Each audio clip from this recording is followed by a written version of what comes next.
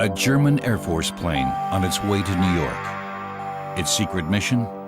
To carry out Hitler's final plan of destruction and transform the skyline of New York into a towering inferno. It could have happened on September 11th, half a century before that date would indelibly burn itself into our collective memory.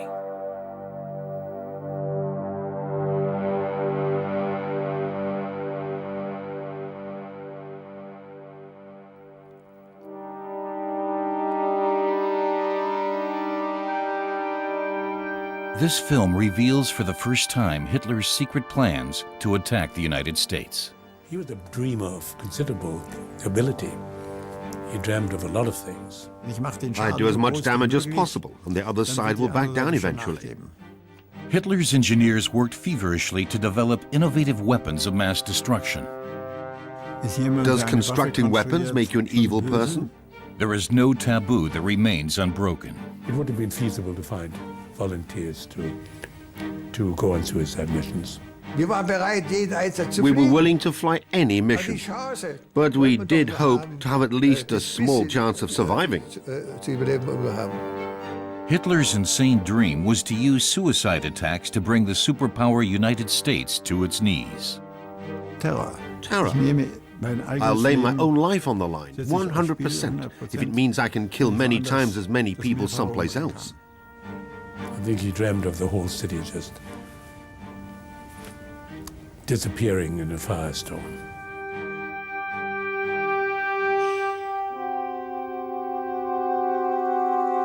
(1937).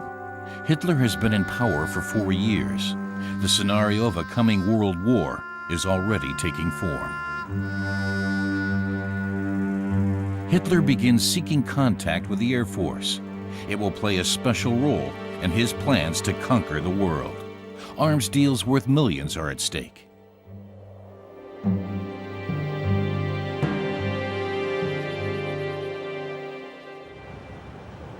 Augsburg, November 23, 1937.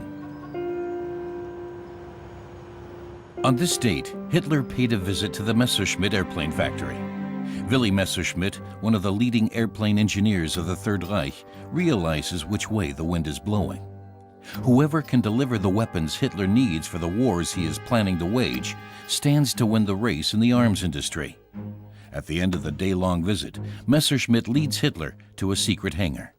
He stands before an enormous long-range bomber. Hitler is impressed. This, Messerschmitt explains to him, is an airplane he could use to attack America.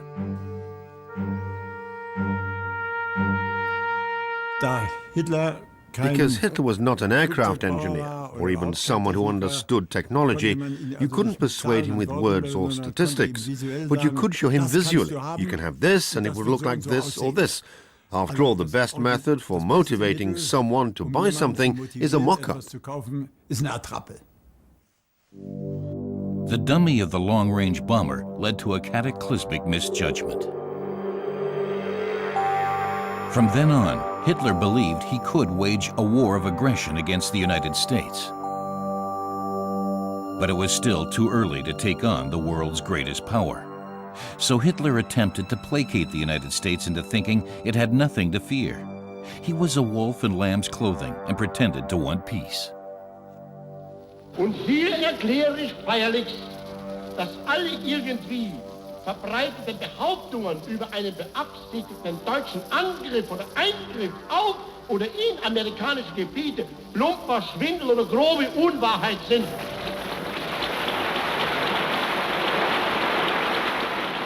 Hitler's word was not considered a really reliable word. So, in spite of telling Roosevelt that he would never invade or be aggressive against America, no one believed him. This was not a coin that had much value. The White House took the threat of an attack by Hitler's Germany quite seriously. The U.S. military sketched out a horrible potential scenario. A transport Zeppelin could carry German airplanes across the ocean to bomb New York.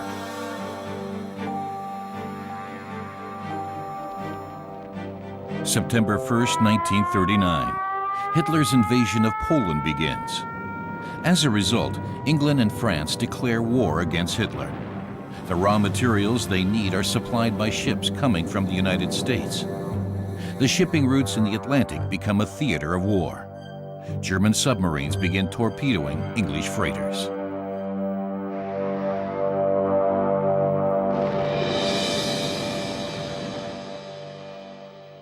Hitler expressly forbids his navy from attacking American ships. Under no circumstances does he wish to provoke the United States, not until he has finished preparations for a war with the American superpower. Meanwhile, the German industrial base competes for defense contracts. The engineers let their imaginations run wild. Many of them take the initiative and begin developing weapons for future battles, including those to take place across the Atlantic. Messerschmitt Project Office, December 20th, 1940. Willy Messerschmitt orders his engineers to develop a fully functional airplane based on the mock-up of the America bomber.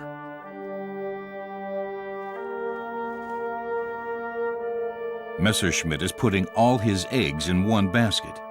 He knows the only way he can beat the competition in the race for defense contracts is by being the first to deliver the bombers Hitler wants for his attack on the United States. The problem is, never before has an airplane succeeded in flying across the Atlantic and back without taking on extra fuel. At that time, it was not possible for us to fly our planes from America to England. They had to go from America to Newfoundland to England. So the extent to which they could build a plane to go without refueling all the way to America would have been very difficult. As far as I know, the task was to achieve 11,000 kilometers and a load capacity of 3 tons. That was something no other airplane had ever been able to do, but the Me-264 was very close to accomplishing it.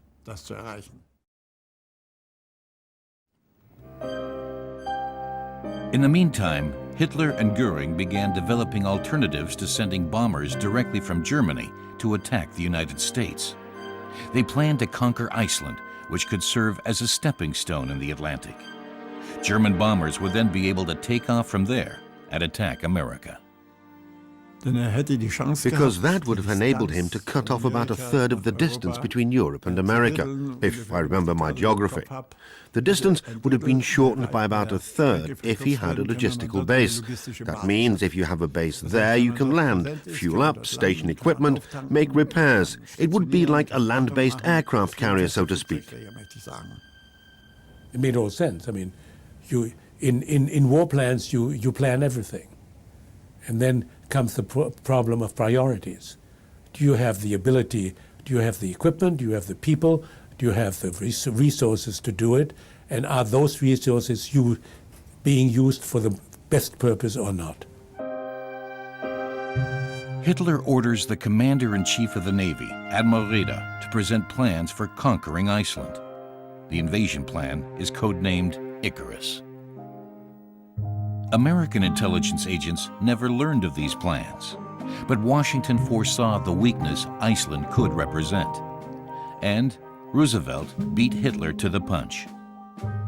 He succeeded in stationing American troops on the island.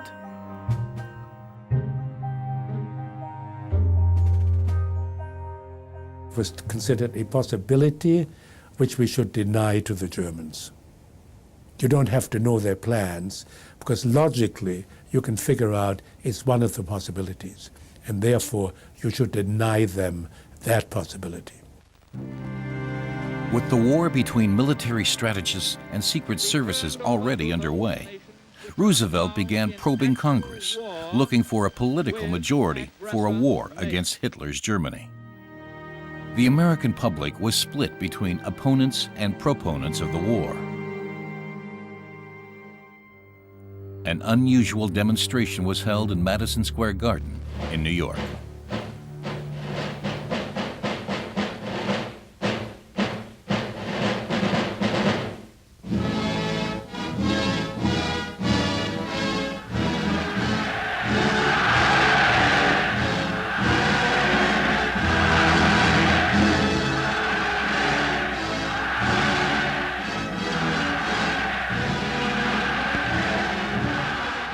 there were an enormous amount of Germans who were pro-Nazi and who wanted Germany to win the war. They were playing on 86th Street, the movie about the conquest of the Germans over the French, Sieg im Westen, I think it was called. And there were demonstrations, pro-German demonstrations, certainly in Yorkville, which was the center of the German population. And there were a lot of Irish who also were very anti-English. And there was a very large portion of the population who did not want America to intervene in the war. At the grassroots level, the Deutsch-Amerikanische Bund was active as the U.S. extension of the Nazi Party. For the FBI, members of the group, mostly Americans of German ancestry, were considered potential agents of Hitler's and therefore a threat to the domestic security of the United States. In one famous case, they succeeded in cracking a German spy ring. Using a hidden camera, the FBI filmed German agents passing on secret documents and showed the film to the American populace. Walking into this trap is Colonel Fritz Duquesne, a leader of the spy ring and a professional German spy.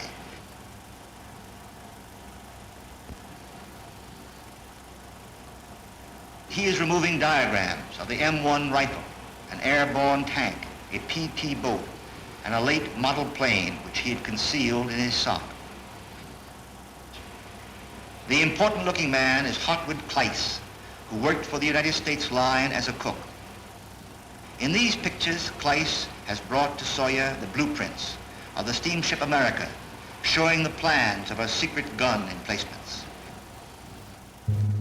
But not all of Germany's spies were discovered. They were able to scout out potential attack targets in the United States. Plans were created specifying which American industrial plants it would be necessary to bomb in order to prevent the United States from upgrading its munitions. Now the Reich's Air Force Ministry is ready to give the go-ahead for the America bomber. Messerschmitt has achieved his goal. He is expected to deliver the first 30 planes within a year's time.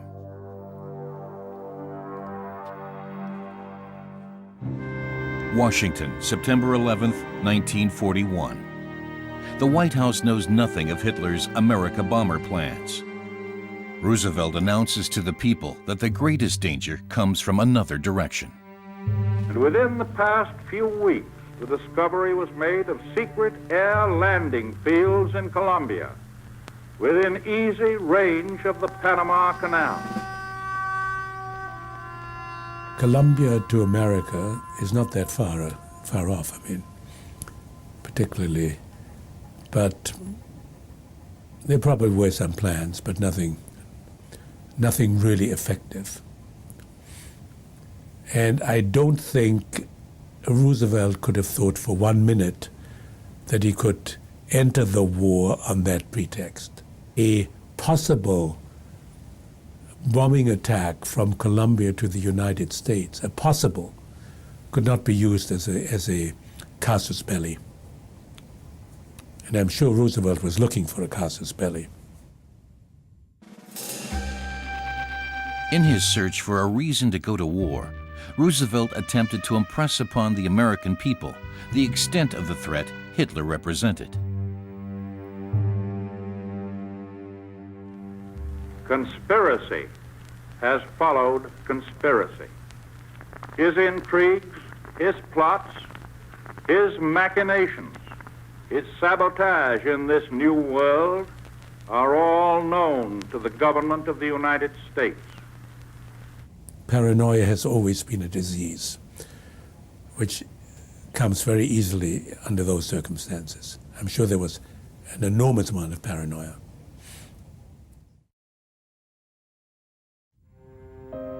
The paranoia was so widespread that Washington ordered its embassies in South America to prepare blacklists of ethnic German immigrants.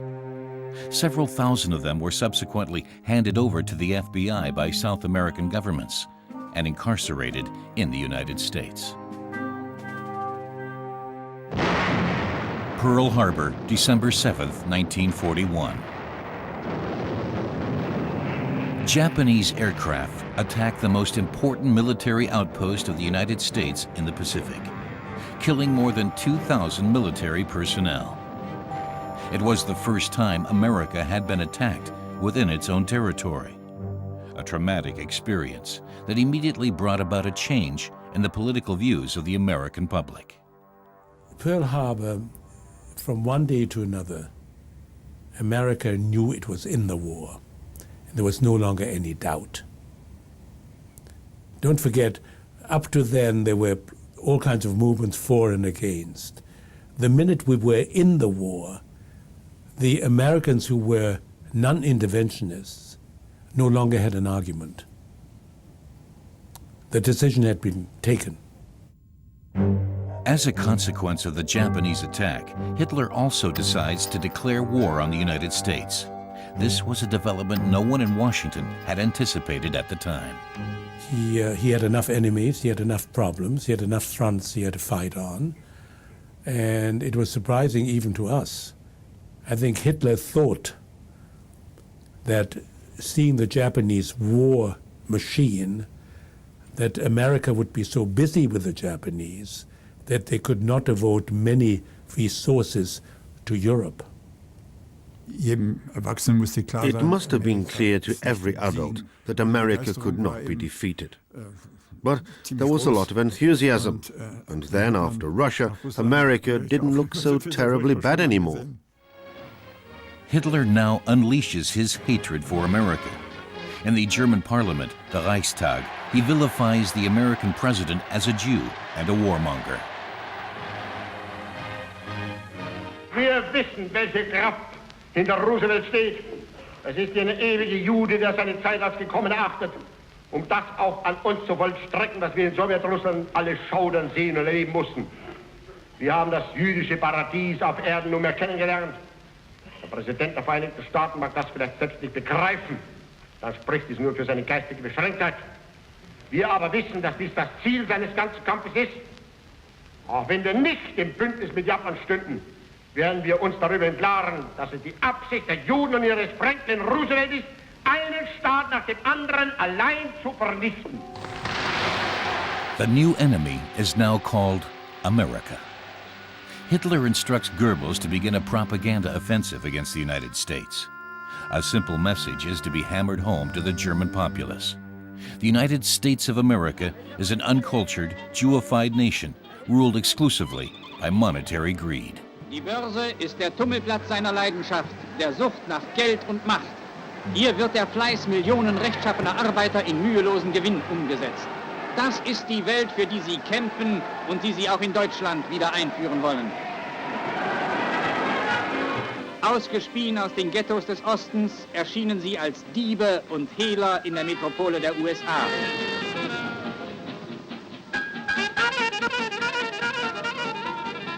Kaftan und Pajeslocken sind abgelegt. So getarnt kann er jetzt seine schmutzigen Finger in alle üblen Geschäfte stecken. Der eigene Laden ist schnell zusammengegaunert. The Nazis maintained that the Jews were running America, they were running the banks, they were running American politics, and Roosevelt, they claimed, was Jewish too. In response to the German propaganda, Roosevelt commissions anti-propaganda films of his own. Made for American audiences, they present a drastic view of Hitler's plans for world domination. Conquer Eastern Europe, and you dominate the heartland. Conquer the heartland, and you dominate the world island. Conquer the world island, and you dominate the world. In Aryan fertility camps, according to the American propaganda, babies were being produced with the speed and efficiency of an assembly line. Of course, the children from this assembly line belong to the state to be scientifically trained for conquest. Hitler's declared objective, they said, was to raise the Nazi armies of tomorrow, today. Every day in all German classrooms,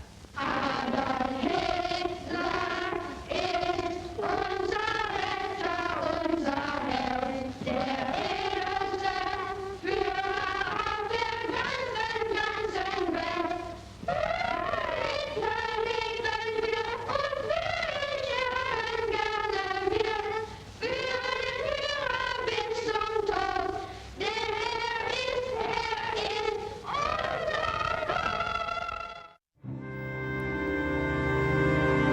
is growing fear in Washington of a potential threat through the many ethnic Germans who live in the United States. Roosevelt decides to put 3,000 of them in state custody.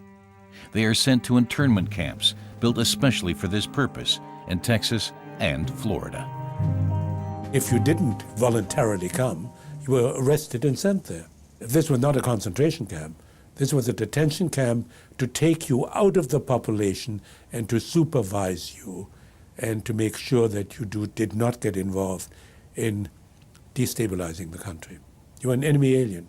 It was under the Geneva Convention. Germans were not the only ones interned. Japanese nationals were also detained.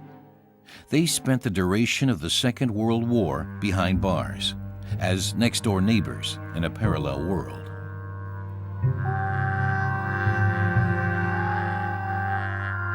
The American government was satisfied with the success of its security measures. It took away a destabilizing element in the population. You didn't have people routing for Hitler on 86th Street in New York. That certainly contributed to the peace and the well-being of the country. While America was busy defending its internal security, the German Air Force still had no planes with which it could attack the United States. Göring began pressuring Willy Messerschmitt to finally come through and deliver the America bomber the regime longed for. But Messerschmitt had to admit that his calculations were a little too optimistic. It's not that they made false assumptions, definitely not that. They would have failed that way too, that would have been noticed.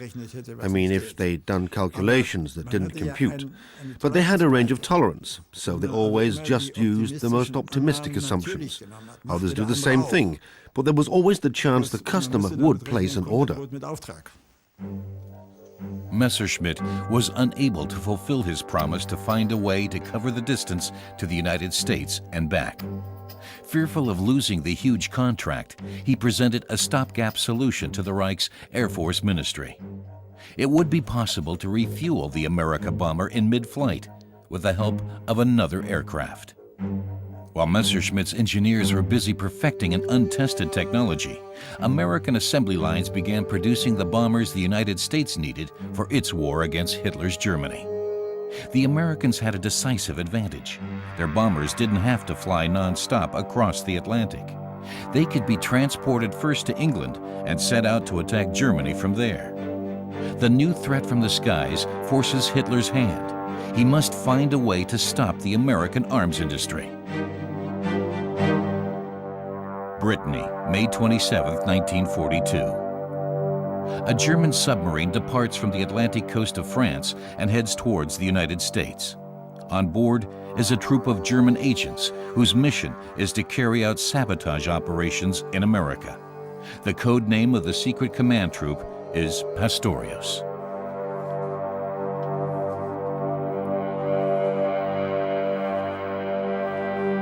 On June 13th, the submarine reaches New York's Long Island. In the dark of the early morning hours, the German agents, equipped with several kilograms of explosives, go on land. A U.S. Coast Guard agent patrolling the beach discovers the Germans. They threaten him and pay him $260, hoping to bribe him into forgetting what he has seen.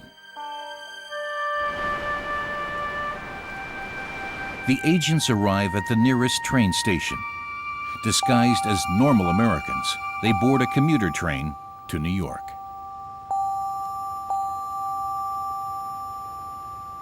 I mean, 4 people with a limited amount of dynamite, with a limited amount of access to really worthwhile targets, was not going to make much difference. And I think it was more psychologically the Germans wanted to do it to show what they could do. It would not have been an effective way of in any way slowing the war effort. The Coast Guard informs the FBI that the Nazis have smuggled a command troop of agents into the country. The group is believed to be in New York. The FBI immediately cranks up the largest manhunt in American history, but to no avail. The agents take rooms in a luxury hotel. Once there, Presenting himself as a defector capable of revealing the Nazi sabotage plans, their leader, John Dash, discloses the entire planned operation to the FBI. The other agents are subsequently arrested. Dash also informs the FBI about the impending arrival of additional sabotage commandos.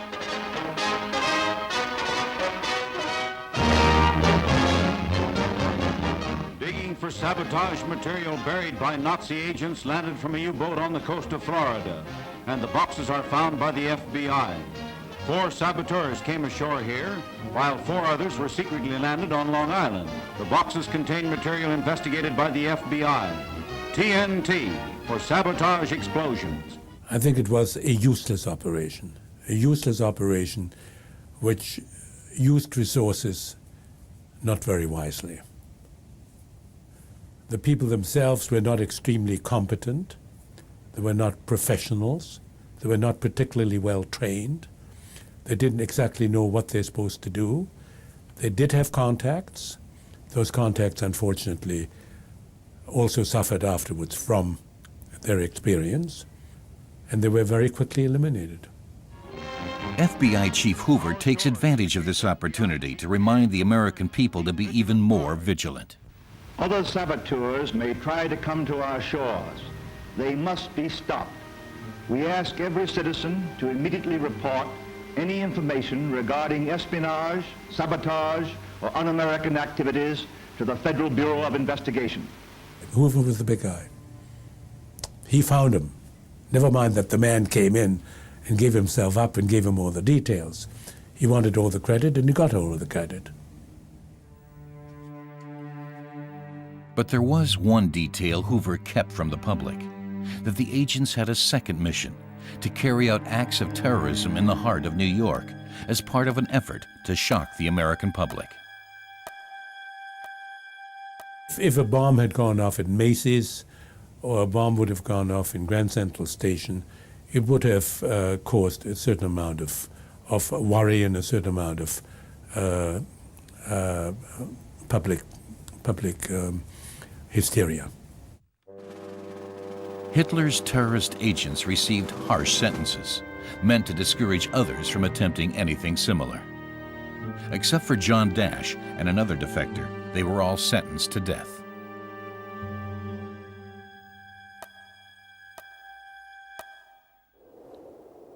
Augsburg Airfield, December 23, 1942. The day has finally arrived. 6 months later than originally planned, Messerschmitt's America bomber is ready for its inaugural flight.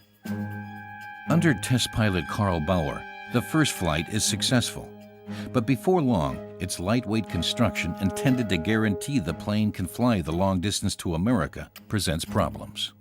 Messerschmitt's Flugzeuge waren immer am leichtesten. Messerschmitt's planes were always the most lightweight, but they were always pushing the limit as far as size is concerned. And this also proved to be the case when the 264 was tested. The engines tended to fall off, or other parts occasionally failed to operate properly due to their extreme lightweight construction. Basically no problem, that's how you get the lightest planes, by not reinforcing everything. And that was Messerschmitt's principle, to build them as lightweight as possible. And if something falls apart or proves to be too weak, then it would be reinforced. The authorities at the Reich's Air Force Ministry began to have their doubts about Messerschmitt's promises. Goering decided the Air Force needed to entertain new plans about how to bomb the United States. In a secret meeting on March 15, 1943, the air travel experts of the Third Reich discussed novel ways of attacking the United States of America. A young colonel named Victor von Lossberg suggested an extraordinary operation. He said he would like to fly a special mission to drop 8-ton bombs throughout New York City. Da gab es Ideen, das Ganze mit einem Wasserflugzeug zu machen. There were ideas such as doing the whole thing with a seaplane. Blohm & Voss had built the 222, I think it was. That was already capable of flying tremendous distances and could start and land even in 3-meter waves. So that meant it was conceivable, for example, to fly with a full load to a distance about 1,000 kilometers off the coastline, where a submarine would be waiting to supply the logistics, such as fuel and cargo, in other words, bombs, and the plane would then have no problem flying the final 1,000 kilometers and attacking the target. Let's say it was New York, return, refuel again, and fly home.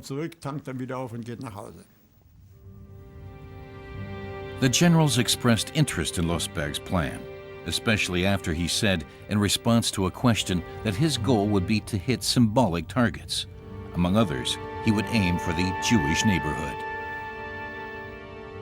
The way the Nazis thought, they were as much interested in propaganda as they were in effective action. It would have created in America a certain amount of lack of confidence in the government being able to protect the population. The way the 11/9 attack, the 9/11 attack, the effect of the 9/11 attack was more of why weren't you able to tell about it beforehand and protect us from it? And the same thing would have happened with this. Losberg's risky plan of attack was approved. But due to unfavorable weather conditions, the mission had to be postponed until the spring of 1944.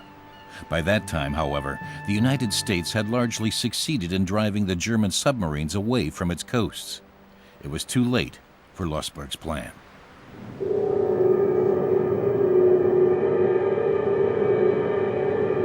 While the German Air Force could only dream of bombing America, American bombers had long since conquered the skies over Germany. They blanketed German cities and industrial centers with bombs. Hitler was livid about the failure of his Air Force and accused Goering of incompetence. He ordered his armaments minister Albert Speer to come up with alternative ways to mount an assault on America. Hitler's headquarters, Volschanze, July 7, 1943. It was on this day that Albert Speer brought two up-and-coming rocket engineers to meet Hitler. Their names were Werner von Braun and Walter Dornberger. The two showed Hitler a secret film that would radically change his war plans with regard to America.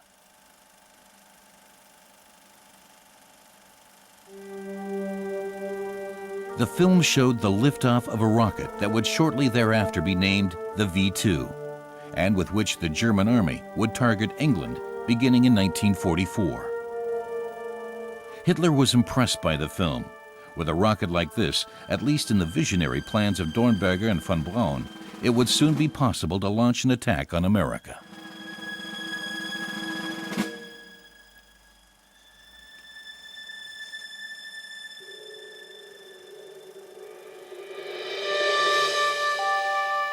Fascinated by this daring plan, Hitler made rocket research and development top priority.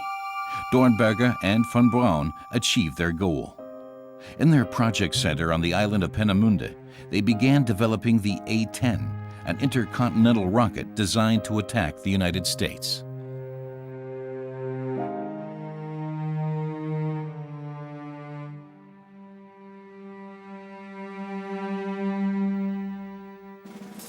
But the American Secret Service got wind of the plan. It was possible that they might have a rocket that could go all the way from Germany to America. And by the time we figured out that they might work on that, we had pretty well found out where the rockets were made and where the pads were from which they were sent. And we bombed the sites.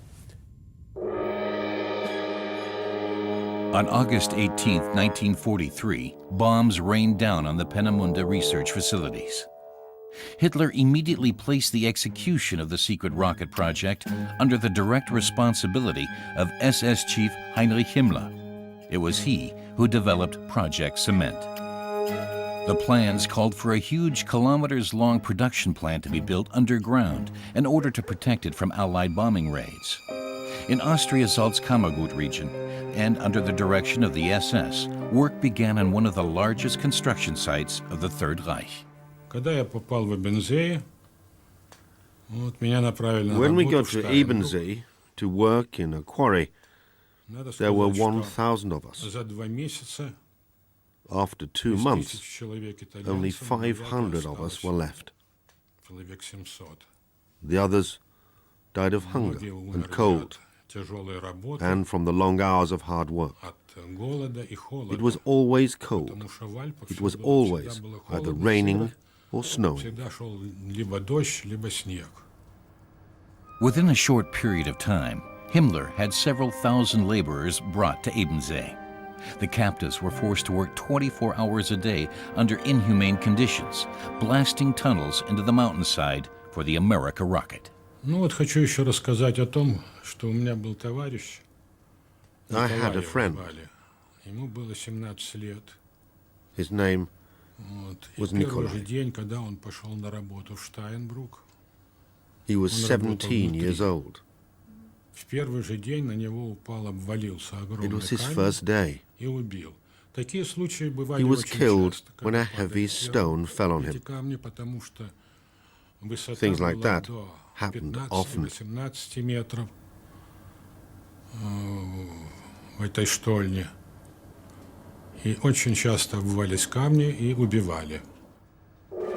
SS brigade leader Hans Kammler drove the work at Ebensee mercilessly forward. The rocket researchers at Peenemünde looked on as hundreds of forced laborers were worked to death.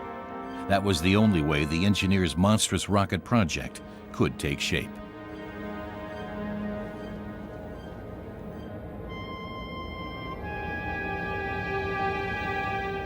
Installed in one of the tunnels was an 18 meters tall assembly room for the future America rocket. But even worse than the forced labor in the tunnels was the cement camp in which the prisoners were held. Those who collapsed under the brutal working conditions were systematically removed and housed in the so-called hospital block. There, the SS allowed them to slowly starve to death.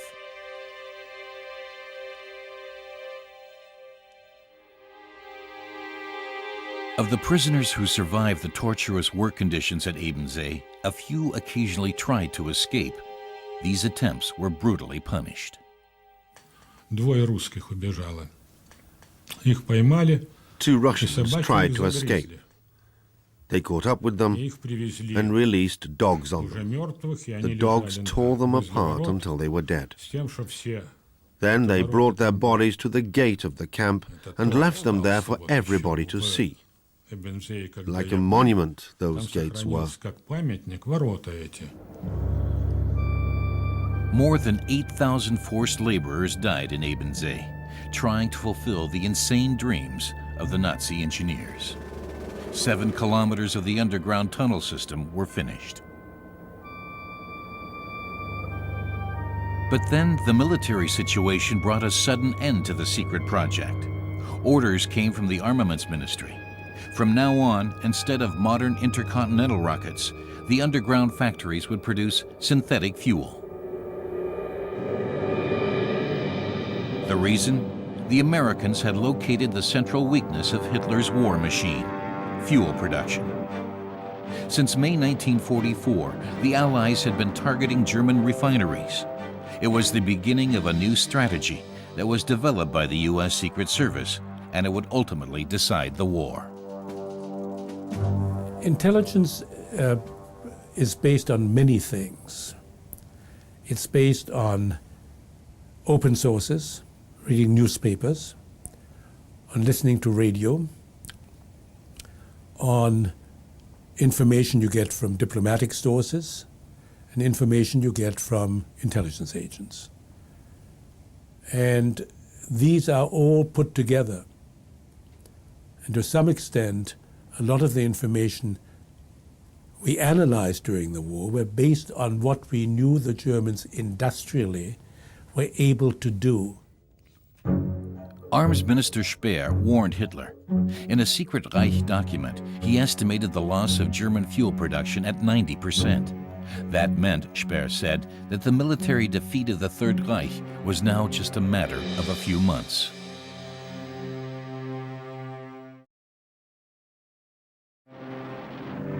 The lack of fuel quickly became evident.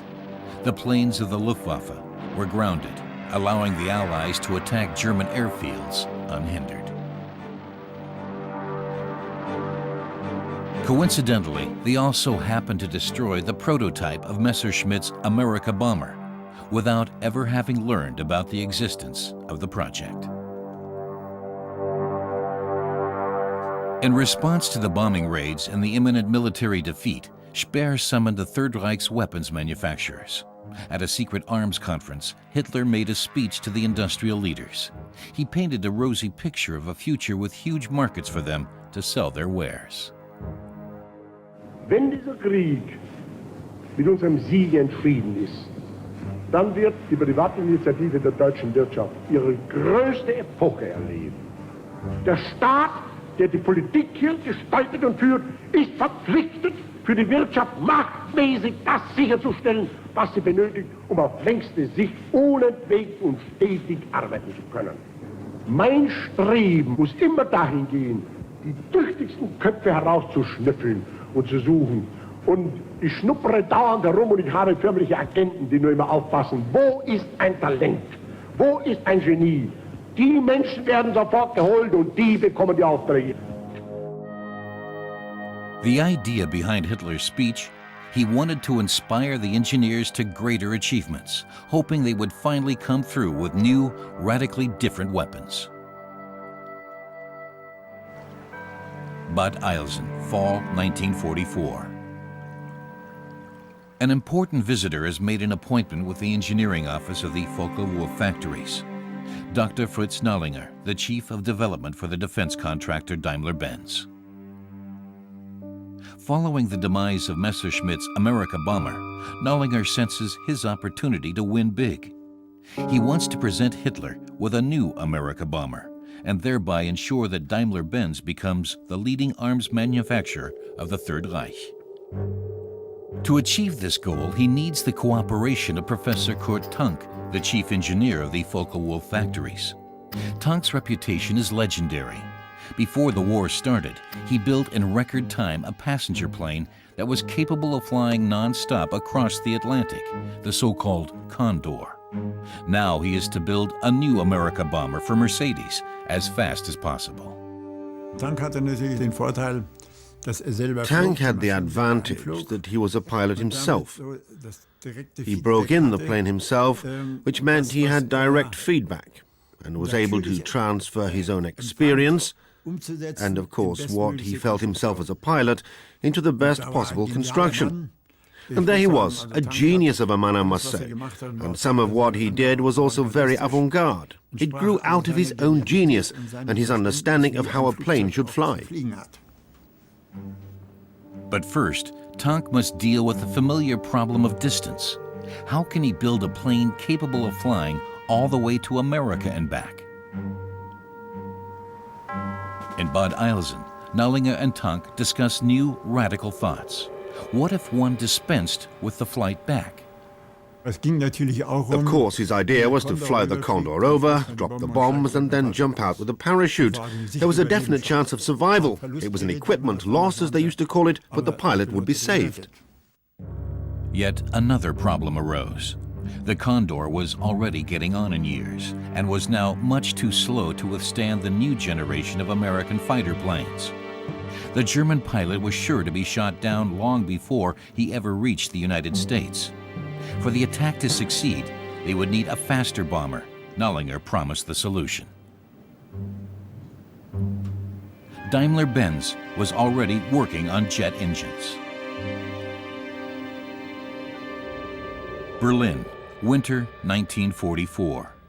Generals and pilots of the Luftwaffe meet at the height of the war to exchange thoughts and the latest information. For quite a while now, rumors of heroic acts of flying have been making the rounds. Some pilots had managed to bring down American bombers using a so-called ramming maneuver. They flew their small fighter planes right up behind the American bombers. Defying death, they used their propellers like circular saws to slice through the bombers' tails. The planes fell from the sky like ripe fruit.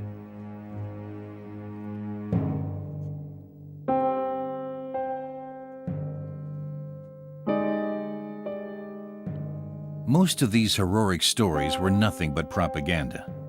Instead of saving themselves by bailing out with a parachute, most German pilots died when their planes crashed to the ground. Most of the Allied bombers were able to continue flying, even after being rammed. The German Luftwaffe saw the ramming attacks as welcome proof of the heroic dedication demonstrated by German pilots in the fateful battle for the Reich. When Mercedes development chief Dr. Fritz Nallinger learned of these assessments, he suddenly knew how to solve the distance problem of his America bomber. Reichs Air Force Ministry, January 19, 1945. On this day, Daimler-Benz Chief of Development, Dr. Fritz Nallinger, introduces the America Bomber Project to Goering's entire Chiefs of Staff. The solution for an attack on America, Nallinger says, is the so-called piggyback method. Tests had shown that it was possible to use a large cargo plane to bring smaller planes to their target areas, where they would disengage and continue independently.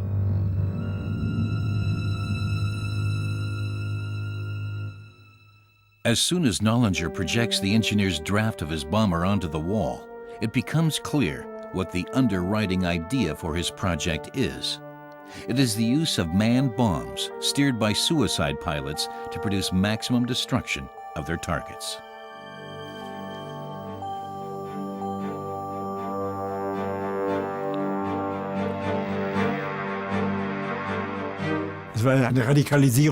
It was a radical new way of thinking that was actually quite inhuman. I must say that's something one just cannot do. It goes against every sense of justice and is the origin of terror. I will lay my own life on the line, 100%, if it means I can kill many times as many people someplace else. The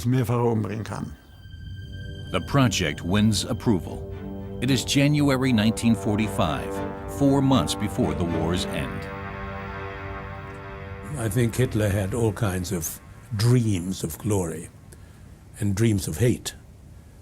And I can well imagine him imagining that New York was being bombed and firebombed and destroyed and the skyscrapers falling into the street. He was a dreamer of considerable ability. He dreamed of a lot of things. And I think that was one of his good hate dreams he had. From the diary of Albert Speer. I remember how in the Reich headquarters he had them show the films of London burning, the clouds of fire above Warsaw, and the exploding convoys. And I recall the greed that filled him each time. I never saw him so beside himself as he was towards the end of the war, when, in his delirium, he fantasized how it would be when New York went down in a sea of flames. He described how the skyscrapers would transform themselves into gigantic burning torches, how they would collapse on each other, and how the exploding city would reflect against the dark of the night sky.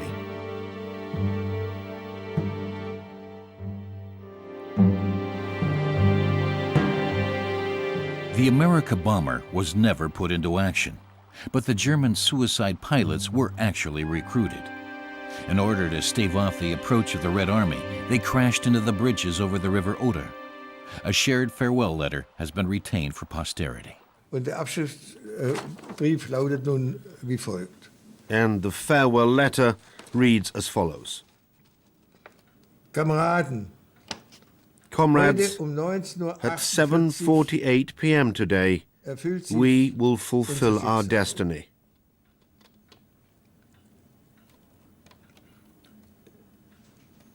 Wir geben uns We volunteer ourselves for our Führer, freiwillig, for our homeland, für unseren Führer, for Germany. für unsere Heimat, für Heil to Deutschland. you, comrades. Heil euch, Kameraden. And they all signed it. Da haben sie alle unterschrieben. The suicide deaths of the pilots were totally senseless. One day after they crashed into them, the Red Army reconstructed the bridges. But the careers of Hitler's engineers continued long after the end of the war. Professor Willy Messerschmitt developed new aircraft for the German army. Werner von Braun built the first moon rocket for the United States. Professor Kurt Tank went to Argentina and designed jet airplanes for Perón. Dr. Fritz Nallinger was elected to the board of Daimler-Benz and was awarded the Order of Merit of the Federal Republic of Germany in 1954.